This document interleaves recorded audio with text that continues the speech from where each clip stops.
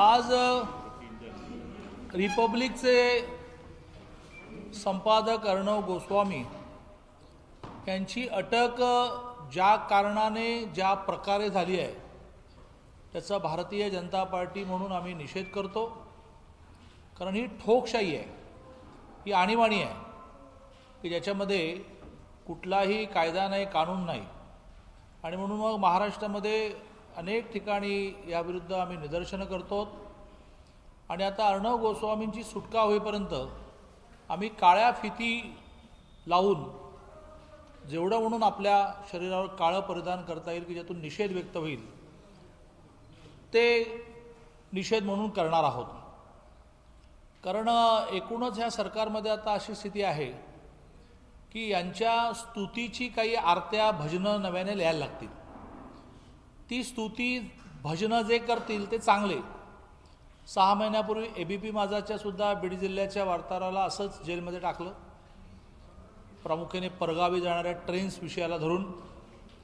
अर्णव गोस्वामी हे यांची प्रकरणं काढतात प्रामुख्याने काँग्रेसची, सोनिया गांधींची, आणि त्यामुळे दिल्लीतून आलेल्या प्रेशरमुळे एका अर्थाने पर्याय नाही म्हणून सरकार टिकवायचं आहे।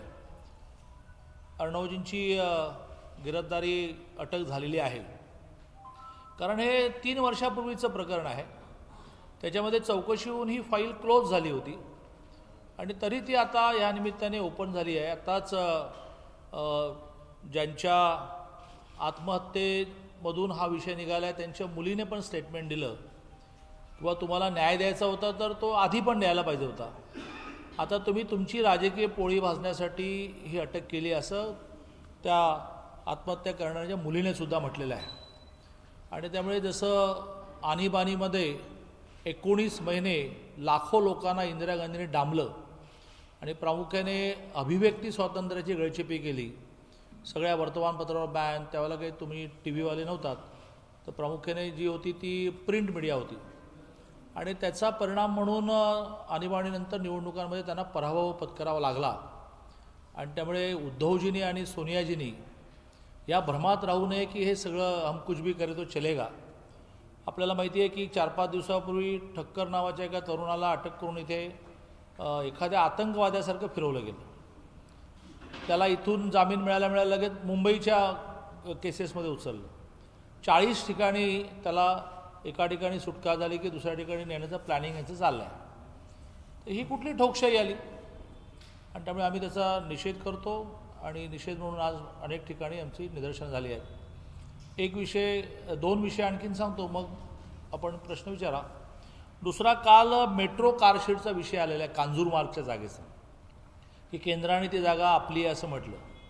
आणि अनेक सचिन सावंतसारखे थोर संशोधक त्यांनी असं म्हटलेलं आहे की बाबा महसूल मंत्री असताना मी ती महाराष्ट्र शासनाची जमीन आहे असा निकाल दिलेला आहे। मला असं वाटतं की त्याही विषयामध्ये माझ्याकडे एक डिटेल नोट आहे, इथे झेरॉक्सची व्यवस्था असेल तर ती कॉपी पण आम्ही तुम्हाला द्यायला तयार आहोत। तर त्याच्यामध्ये काय झालेलं आहे की ह्या सरकारमध्ये घटना नियम काही पाळायचेच नाही असं ठरलेलं आहे, समजून घ्यायचं नाही ठरलेलं आहे। तर देशामध्ये बाबासाहेबांनी खूप विचारपूर्वक काही गोष्टी केल्या, त्याच्यामध्ये केंद्राची, राज्याची आणि सामायिक अशा सूची तयार झाल्या। त्यात मिठागर म्हणजे थोडक्यात जिथे मीठ निर्माण करता येतं, समुद्राचं पाणी साचवणं आणि त्या साचवल्यामुळे उन्हामुळे त्याचं मीठ तयार करण्याची जी प्रक्रिया आहे त्याला मिठागर आपण म्हणतो, ही केंद्राची प्रॉपर्टी आहे, त्याचं उत्पन्नही केंद्राचं आहे। आता त्याच्यामध्ये एक सबक्लॉज असा आहे की 1934 साली असा निर्णय झाला की मिठागर म्हणून ज्या जमिनींचा वापर होत नाही त्या जमिनी केंद्राने महाराष्ट्र त्या स्टेटला, म्हणजे प्रत्येक राज्यात आहे ना, प्रत्येक स्टेटला द्याव्या। यावर बरेच वर्ष, तर 34ला हा निर्णय झाला, बरेच वर्ष काही निर्णय झाला नाही। आणि म्हणून मग काही केसेसमध्ये विभागीय आयुक्ताने हा निर्णय दिला की ह्या जमिनी महाराष्ट्र शासनाच्या। माझ्यापुढे त्याचं अपील चाललं महसूल मंत्री म्हणून, आणि त्यात मी निर्णय दिला की बा विभागीय आयुक्ताचं म्हणणं बरोबर आहे। पण एक म्हणजे समजूनच घ्यायचं नाही म्हणजे काय, तर एक गोम त्यातली अशी आहे की मलबार हिलला एक बापना नावाचे आमदार होते, त्यांच्या चिरंजीवानी यातल्या काही जमिनीवर क्लेम सांगितला, तो क्लेम महसूलने फेटाळला, ते हायकोर्टात गेले आणि हायकोर्टामध्ये या सगळ्या जागांच्या हस्तांतरणाला स्टे आहे। आणि त्यामुळे 2015 साली देवेंद्रजींनी सुद्धा इथे कारशेडचा प्रयत्न केल्यानंतर हायकोर्ट असं म्हणाले की हा स्टे उठेपर्यंत जर तुम्हाला जमीन वापरायची असेल तर 3700 कोटी रुपये तुम्ही कोर्टामध्ये भरा, 3700 crores. ते प्रोजेक्टला परवडणार नव्हतं, म्हणून मग देवेंद्रजींनी जागा बदलली. आणि त्यामुळे अजूनही त्या जागेवर हायकोर्टाचा त्या बाफणानी घातलेल्या केसचा स्टे आहे क्रमांक 1. आणि जरी महसूल मंत्री म्हणून मी हा निर्णय दिला असला की 1934च्या नियमाप्रमाणे ही मिठागरं आता मिठागरं म्हणून वापरली जात नसल्यामुळे महाराष्ट्र शासनाची प्रॉपर्टी आहे, तरी त्याच्याविरुद्ध मिठागर आयुक्त हायकोर्टात गेलेले. आणि मिठागर आयुक्तांचं हे म्हणणं असे की आमच्या लँड आहेत पण या कशाचाही विचार करायचा नाही. सगळ्यात महत्त्वाचं म्हणजे मिठागर नष्ट करून त्या ठिकाणी बिल्डिंग उभं करणं हे सोपं काम नाही. ते कमी खर्चाचं नाही, ते प्रचंड खर्चिक आहे. आणि त्याच्यातून म्हणजे तुम्ही आरेच्या ठिकाणचं कारशेडला विरोध का केला तर पर्यावरणाला धोका, यातही पर्यावरणाला धोका आहे. तुम्ही मिठागर नष्ट करताय, त्याच्यावरचे जे अनेक झाडं आहेत, त्याच्यावरचं कांदळवण आहे ते तुम्ही नष्ट करणार आहात.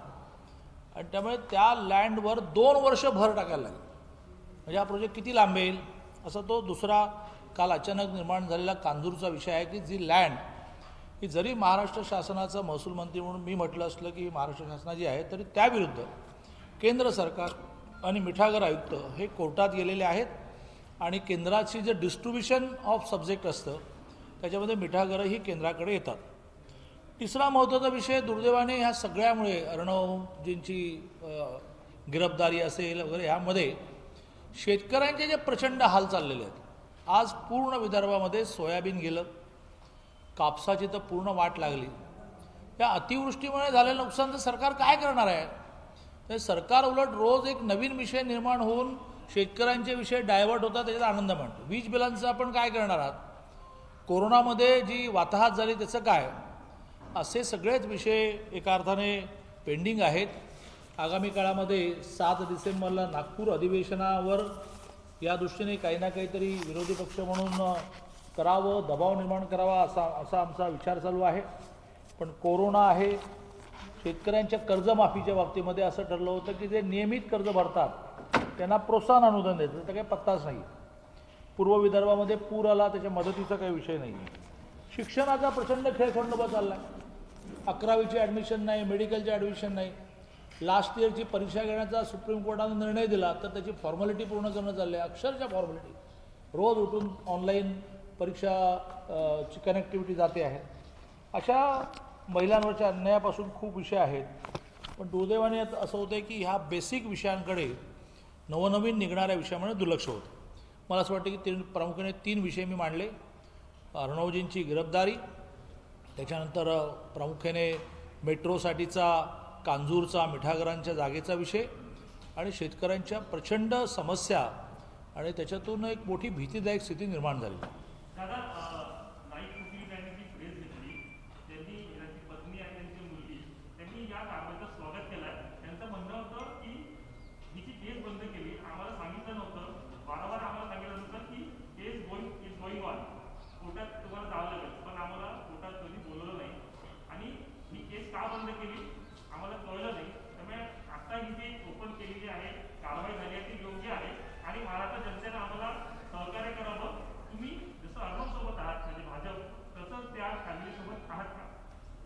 असं आहे की कुठलाही अन्याय अत्याचार भारतीय जनता पार्टी सहनच करणार नाही. राजकारण नको इतकंच आमचं म्हणणं आहे. तुम्ही अर्धच सांगताय, तुम्ही अर्धच नाही असं नाही चालणार. त्यांचं वक्तव्य असंही आहे की आम्हाला जर न्याय द्यायचा होता तर तो आधी द्यायला पाहिजे होता. कारण बरोबर ना, त्या सरकारने दिला नाही. ह्या सरकारने सुद्धा आपल्या राजकारणाचा भाग म्हणून अर्णवना अटक केलेली आहे. आम्हाला न्याय द्यायचा होता आधीच द्यायला पाहिजे असंही म्हटलेलं आहे. हो,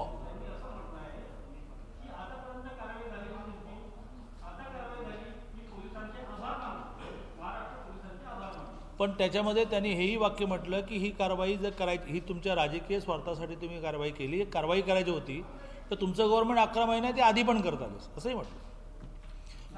पण आम्ही कोणी केलेला अन्यायाचं समर्थन करणार नाही. माझं म्हणणं एवढंच आहे की ते तुमच्यावर आरोप करतात, थोडे आक्रस्ताळेपणे आरोप करतात. याच्यावर तुम्ही काय करायचं ते करा. तिसऱ्याच ठिकाणी म्हणजे, आणि बघा तुम्ही पत्रकारांनी, मी तुम्हाला नम्र विनंती करतो की शेवटी ज्या प्रकाराने ABP माझाच्या वार्ताहराचं झालं, आता अर्णवचं झालं, या किंवा आता सोशल मीडियावर काम करणाऱ्या ठक्करच्या बाबतीत झालं, समीर ठक्करचं झालं, या सगळ्या याच्यामध्ये ते सगळे जात्यामध्ये आहेत आणि तुम्ही सगळे सुपामध्ये आहात. आणि तुम्ही हे गृहीत धरा, म्हणजे आज तुम्ही काय करायचं आहात, तुम्हाला स्वातंत्र्य, आम्ही या महाविकास आघाडीसारखं तुमचं स्वातंत्र्य हिरावून घेणारे नाही आहोत, तुमचं स्वातंत्र्य आहे. पण मी तुम्हाला हात जोडून विनंती करतो की या सगळ्या विषयामध्ये ही धोक्याची घंटा आहे असं आपण मानलं नाही तर मोठा अन्याय. कोणाला? माझं का म्हणणं तुम्ही समजून घ्या की अर्णव गोस्वामींच्या बाबतीतल्या केसमध्ये समजा 2 वर्षापूर्वी फाईल क्लोज झाली, नातेवाईकांचं म्हणणं फाईल क्लोज झाली, ती सायंटिफिकल नाही झाली वगैरे, सगळं भागवेगळा. परंतु ज्या प्रकाराने त्यांच्या सरकारच्या विरोधी बोलण्यामुळे कुठली तरी संधीच शोधत होतं सरकार आणि त्यातून कारवाई झाली. आणि ज्या प्रकार आज ती जी क्लिप येते त्याचं समर्थन करणार का? एका एवढ्या मोठ्या TV चॅनलच्या मालकाला, संपादकाला तुम्ही फरफटत नेताय. तो विनंती करतो की माझ्या आईची औषधं देऊन मग निघूया, तर ते ऐकलं जात नाही, इतका फौजफाटा नेला जातो. हे तुम्ही समर्थन करणार असेल ना? आम्ही भारतामध्ये गेल्या 2-3 वर्षामध्ये उत्तर प्रदेश, दिल्ली या ठिकाणी अनेक पत्रकारांना अटक झाली केवळ त्या तिथल्या सत्ता निधनात चॅलेंज केल्यामुळे. याच्या विरोधात इंटरनॅशनल प्रेस इन्स्टिट्यूट आणि इंटरनॅशनल फेडरेशन ऑफ जर्नलिस्ट या 2 संघटनांनी मोदींना पत्र लिहिलं आणि त्यांनी म्हटलं की थांबवा. तर BJPच्या राज्यांमध्ये ज्यावेळेला पत्रकारांवर अत्याचार होतात त्यावेळेला तुम्ही कुठे असता, त्यावेळेला तुम्ही काय बोलता? त्या सर्व ठिकाणी आम्ही जी आवश्यक असणारी निदर्शनं असतील, आपला निषेध व्यक्त कर. काही झालं नाही तर तुम्ही म्हणणार, मग आजही काही झालं नाही असं अनेक जण म्हणतील. हे बघा, पत्रकार असू देत किंवा एखादी महिला असू देत किंवा आता ज्यांनी आत्महत्या केली त्यांचे कुटुंबीय असू देत, त्यांच्यावरच्या अन्यायाच्या विरुद्ध सगळ्यांनीच उतरलं पाहिजे. त्याच्यात राजकारण करण्याची आवश्यकता नाही. आणि त्या वेळेला मला सांगा की मी एक आता मोठी यादी आणलेली आहे. उत्तर प्रदेशमध्ये झालेल्या महिलांवरच्या अन्यायाच्या बाबतीत उत्तर प्रदेशने काय केलं आणि आता तुम्ही विचारा उत्तर महाराष्ट्राला त्यांनी काय केलं. असं एक मोठं, आता मला एका अनुसूचित जाती म्हणजे शेड्यूल कास्टमध्ये काम करणाऱ्या संघटनेने एक मोठी यादीच दिली की मोठ्या प्रमाणावर अनुसूचित जातीमधल्या महिलांवर उत्तर प्रदेशमध्ये झालेल्या अन्यायात त्यांनी कशा क्विक ॲक्शन घेतली. आणि महाराष्ट्रात ते कोणी BJPचं नाही, कोणतरी ॲक्टिव्हिस्ट मी खाली उतरत असताना आला. त्यामुळे हा अन्याय अत्याचाराचा विषय कुठल्या पक्षाशी जोडलेला नाही, त्याच्याविरुद्ध सगळ्यांनीच उतरलं पाहिजे आणि आम्ही सगळ्या विषयात उतरतो.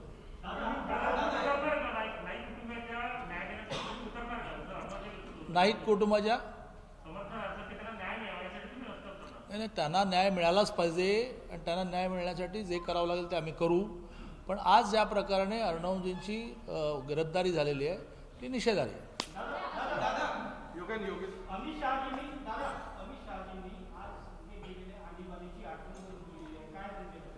मग मी पण आज दिवसभरात तेच बोलतोय ना, आत्ताही बोललो की आत्ताही मी मांडलं की इंदिरा गांधींनी जसं 19 महिने आणीबाणी आणली तशी आणीबाणीची स्थिती महाराष्ट्रात निर्माण व्हायला लागली आहे.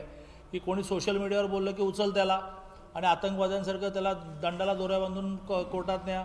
मग कोणी तुमचं प्रकरण काढलं की त्याला अटक करा. ते ABP माझावाल्यांना परप्रांतातल्या ट्रेनवरून आत टाका. आणीबाणी सदृश्य स्थिती निर्माण झालेली आहे.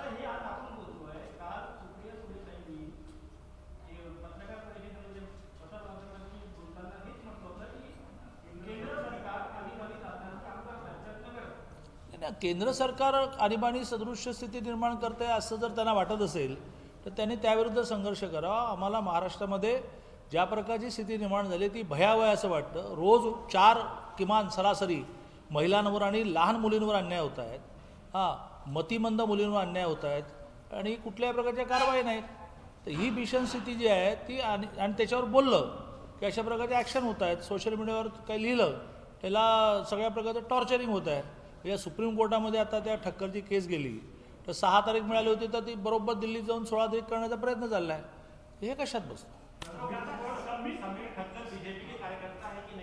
नहीं, समीर ठक्कर का कोई बीजेपी का संबंध नहीं, लेकिन समीर ठक्कर का भी संबंध नहीं, अर्णव जी का भी संबंध नहीं, आपका भी संबंध नहीं. लेकिन आपके बारे में कुछ अन्याय होगा तो हमने झगड़ना चाहिए की नाही चाहिए?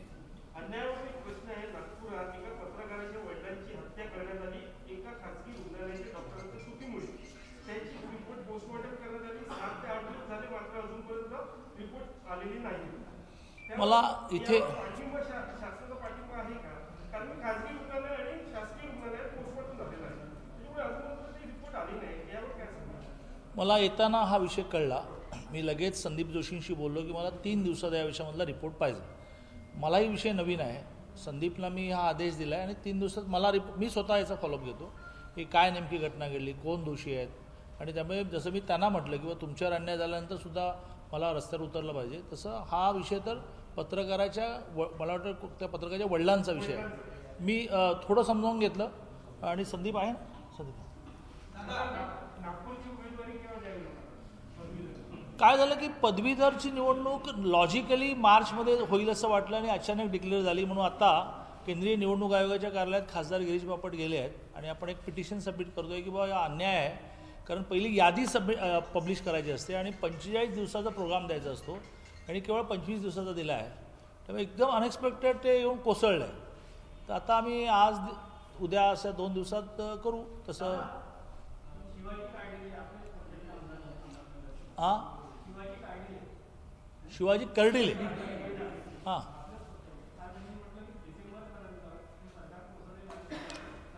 असं आहे की कर्डिले तर आमदार होते. सर्वसामान्य माणूससुद्धा सध्या इतका संत्रस्त झालेला आहे. मी तुम्हाला विनंती करेन आणि आवश्यकता असतील तेवढे रिसोर्सेस उपलब्ध करून देईन.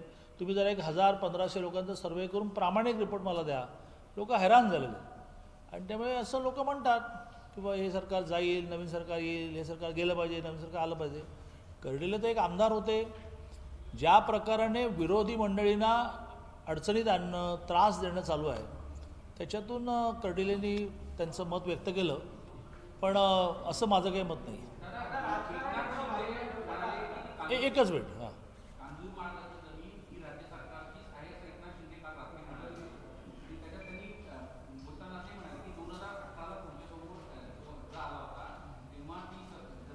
मी त्याच्यावर मांडलं, पुन्हा मांडू का? मी त्याच्यावर मांडलं की हे मला मान्यच आहे की 1934 साली ज्या वेळेला केंद्राचे अधिकार कुठले, राज्याचे अधिकार कुठले, सामायिक कुठले, म्हणजे त्यावेळेला स्वातंत्र्य मिळायचंही होतं.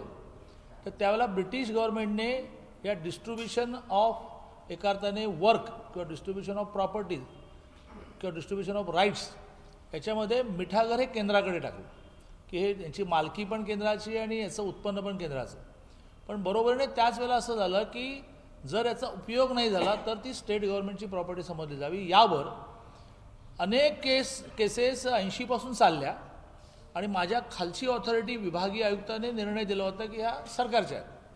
माझ्या पुढे अपील झालं, मी पण असा निर्णय दिला की ह्या सरकारच्या आहेत. पण त्याविरुद्ध मिठागर आयुक्त म्हणजे केंद्र हे कोर्टात गेलं आहे. क्रमांक 1. क्रमांक 2 म्हणजे त्या जागेवर बाफना नावाचे एक आमदार होते, त्यांच्या मुलाने अधिकार सांगितला आहे आणि त्यावर हायकोर्टाने 97 साली स्टे दिलेला उठतच नाही आहे. 15 साली याच जागेवर कारशेडसाठी ज्यावेळेला प्रस्ताव होता आणि देवेंद्रजींनी विनंती केली कोर्टाला, कोर्ट म्हणाले की तुम्ही पैसे भरा आणि मग त्या जागेचा अधिकार सांगा. त्यामुळे ते लिटिगेशन संपलेलं नाही आहे आणि त्यामुळे त्या जागेवर 2 कारणाने मिठागर आयुक्त अपिलात गेलेले आहेत आणि बाफनांची केस पेंडिंग आहे. त्यामुळे तिथे कोणाला काही करताच येणार नाही. तिसरा महत्त्वाचा मुद्दा पर्यावरणाचा आहे की मिठागरं नष्ट करून तुम्ही पर्यावरणाला धोका निर्माण करत नाही आहेत का? आणि मिठागरं नष्ट करायला 2-2, 3-3 वर्ष लागतात. एवढा काळ तुम्ही प्रोजेक्ट लांबवणार आहात कारण त्याची कॉस्ट भर आणून टाकायला लागेल ना. तिथे त्याची कॉस्ट हे कशात बसते? चला, कोणाचं? कोरोनाचं. हो, तर मी म्हटलं ना की ह्या नवनवीन विषयांमुळे शेतकरी नाही मी ते तुमचाच मुद्द्याशी सहमती वर्षवत आहे की अशा नवनवीन विषयांमुळे कोरोना, शेतकरी हे सगळे विषय मागे पडतात.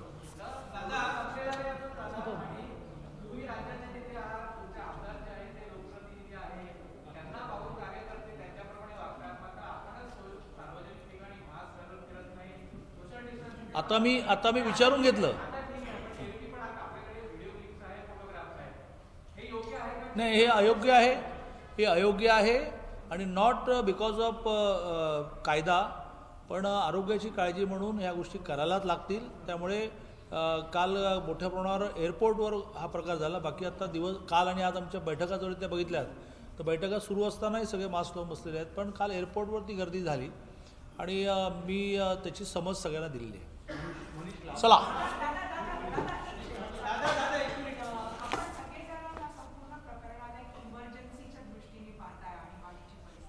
Not only Arnav, it's a series of incidents. तर एकंदरीतच जर का बघितलं आपण राहुल कुलकर्णीचा विषय सुद्धा समोर घेतला एकंदरीत जर बघितलं तर या गेल्या काळामध्ये अशा 50 तरी घटना महाराष्ट्रात घडल्या असतील वेगवेगळ्या क्षेत्रातील लोक असतील पण सोशल मीडिया किंवा पत्रकारितेतील ही मंडळी आहे मागच्या आणीबाणीशी सतत कंपेअर करत असताना तेव्हा कोर्टात गेल्यानंतरच न्याय मिळाला होता आता भाजपकडून कोर्टात काही जाणार आहे का एकंदरीत सगळ्या केसेस या सगळ्या विषयामध्ये कोर्टात जाण्याचा नक्की विचार करू, परंतु आम्ही जवळजवळ आता हे सरकार बहिरं झाल्यामुळे आणि आंधळं झाल्यामुळे सगळेच विषय कोर्टातून जिंकतो. ग्रामपंचायतीच्या निवडणुकीच्या बाबतीत त्याने निर्णय केला की ग्रामपंचायतीची कालावधी संपल्यानंतर सरकार ठरवेल तो सरपंच. आम्ही कोर्टातून ते खारिज करून घेतलं आणि कोर्टाने ठोकलं की तुम्हाला सरकारी माणूसच सरपंच करायला लागेल नवीन निवडणुका होईपर्यंत. त्याच्यानंतर जिल्हा परिषदेला मिळणारा केंद्राचा पैसा जो आहे त्याच्यामध्ये असमान डिस्ट्रीब्युशन झालं, कोर्टाने ठोकलं, असं करता येणार नाही. तर अशा सगळ्याच विषयात जातो, अशा काही अन्यायांच्या विषयात सुद्धा जायला पाहिजे. दादा एक मिनिट दसऱ्या मेळाव्याच्या दुसऱ्या दिवशी नारायण राणे साहेबांनी प्रेस कॉन्फरन्स घेऊन खूप गंभीर आरोप केले होते. अर्णबची अटक असेल किंवा इतर जो गदारोळ असेल आपल्याला काय वाटतं आदित्य ठाकरेला वाचवण्यासाठी हे सरकारी सगळे प्रकार करताय? नाही, असा मी जी वस्तुस्थिती आहे त्याच्यावर माझं विश्लेषण केलं की बा हे सगळं आणीबाणीच्या दिशेने चाललं आहे आणि हम करे सो कायदा, ठोकशाही, कायदा कानून म्हणजे हे सगळं केंद्राचे मिठागर वगैरे वो हमको मालूम नाही, वो हमारी आहे, असं ठोकशाही चाललं आहे. यावर मी बोललो. कोणाला वाचवण्यासाठी काय चाललं आहे की नाही माहीत नाही. तुम्हाला म्हणजे तुम्ही शोध पत्रकारिता करणाऱ्यांना जास्त माहिती आहे.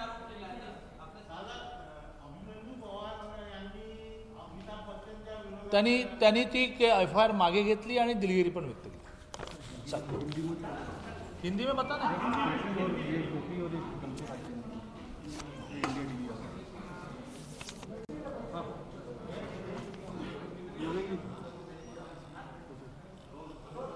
अर्णव गोस्वामी जी की गिरफ्तारी आज जो हुई, बोलू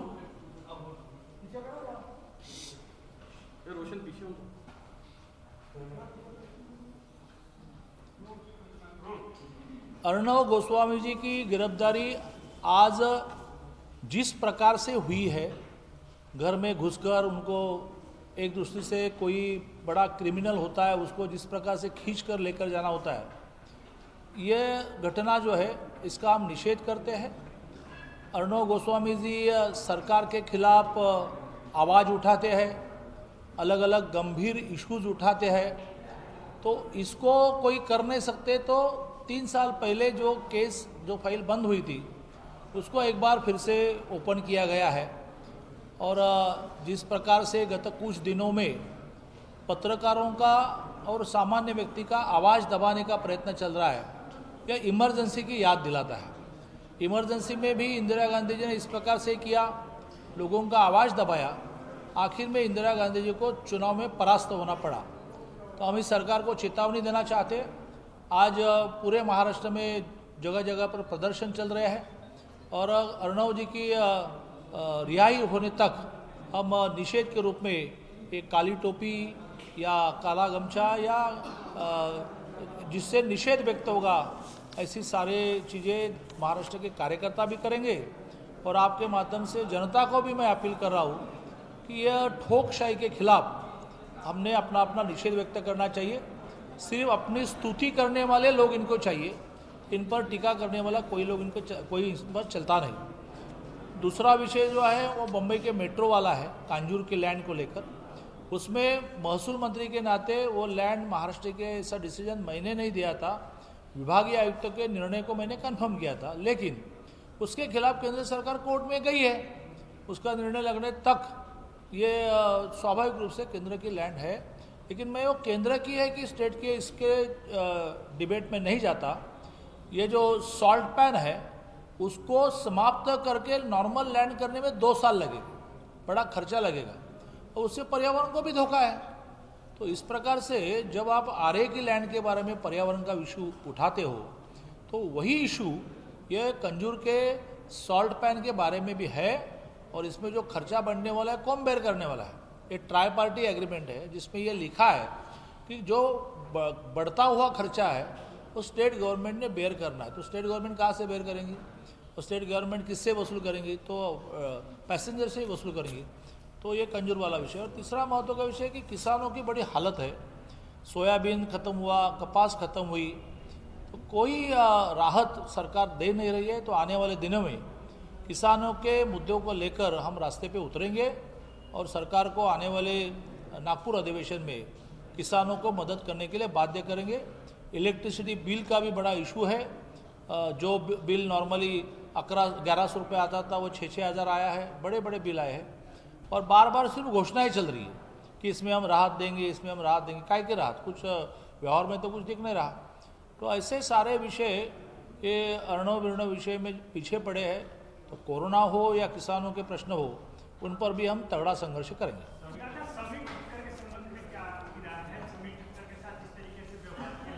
नहीं, वही मैं बोल रहा हूँ कि जो अपने खिलाफ बोलेगा उसको पाँव के नीचे लो।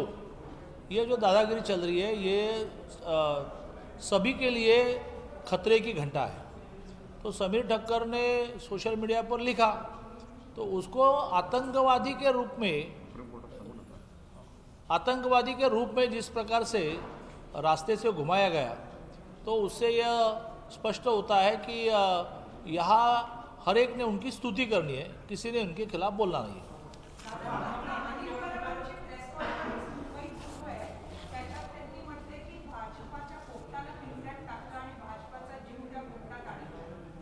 कोई अर्णव गोस्वामी काय आमचा कार्यकर्ता नाही आणि आमचा काही पोपट बिपट नाही। पोपट तुम्हीच पाळता, आम्ही पोपट बिपट पाळत नाही।